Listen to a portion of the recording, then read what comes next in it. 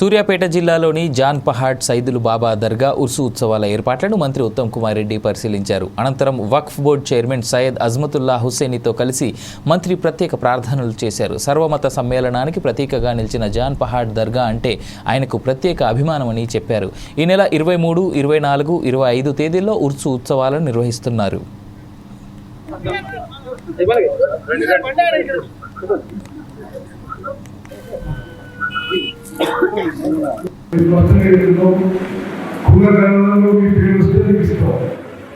ప్రజాపాలన పెట్టుకున్నా సరే, మీరు ప్రజాపాలన పెట్టుకున్నా సరే, ఈ సేవలు పెట్టుకున్నా సరే, వచ్చే గ్రామ సభలు పెట్టుకున్నా సరే, మీకు అర్హత ఉంటే ఎలిజిబిలిటీ ఉంటే మా ప్రభుత్వం రేషన్ కార్డు ఇవ్వబోతుంది. మొత్తం తెలంగాణ రాష్ట్రంలో అర్హత ఉన్న చివరి వ్యక్తికి రేషన్ కార్డు వచ్చే వరకు ఈ ప్రక్రియ కొనసాగుతుందని చెప్పి మనం చెప్తున్నా. మరోసారి ఎక్కడ చెప్తున్నా, 10 నెలల్లో టీఆర్ఎస్ ప్రభుత్వం 10 నెలల్లో 40,000 కార్డు ఇస్తే, అదన కార్డు ఇస్తే మేము వచ్చి సంవత్సరం అయింది.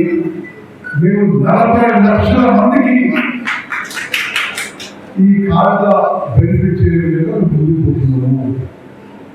అదేవిధంగా గతంలో దొడ్డు బియ్యం 50% వేస్టేజ్ నుంచి ఇల్లీగల్ పీడిఎస్ వ్యాపారానికి వాళ్ళు తోడ్పడితే ఒక విప్లవాత్మక, ఒక చారిత్రాత్మక నిర్ణయం తీసుకొని ముఖ్యమంత్రి రేవంత్ రెడ్డి గారు, ఉప ముఖ్యమంత్రి బట్టి విక్రమార్క గారు, మా క్యాబినెట్ మంత్రులందరూ నిర్ణయం తీసుకొని అందరికీ ఉచితంగా మంచి క్వాలిటీ సన్నబియ్యం పెరుగుతున్నాము. ఈ రాష్ట్ర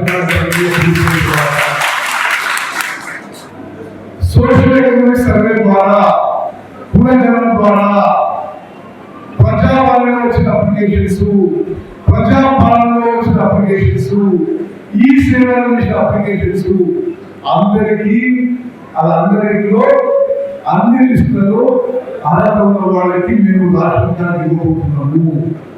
పాత రేషన్ కార్డులో అదనంగా కుటుంబ సభ్యులు చేర్చుకుంటున్నాము.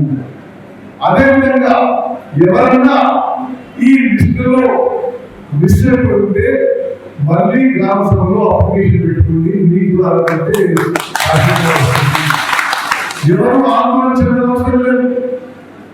ఇదేదో ప్రతిపక్షాల ఒక